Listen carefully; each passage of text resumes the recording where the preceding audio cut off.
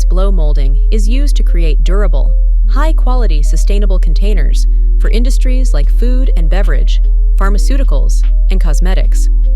The proportion air method ensures precision, efficiency, and repeatability, making it a vital part of modern manufacturing. Here, a QB2 is piloting a 2-inch ported volume booster. Proportion Air's largest PSR ports are 1.5-inch, but can be used with an RM to get 2-inch ports. Pressure can be changed on the fly by adjusting the command signal from a controller.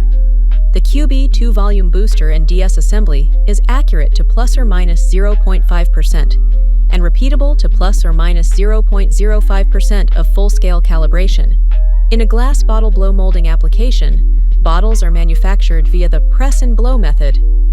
This method heats the glass to around 1200 degrees Celsius, or until the glass enters its plastic stage.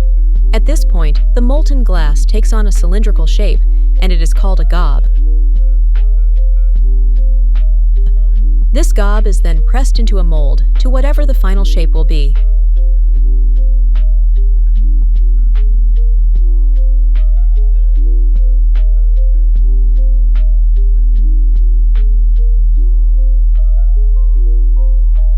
Pressure is then used to spread the gob throughout the mold.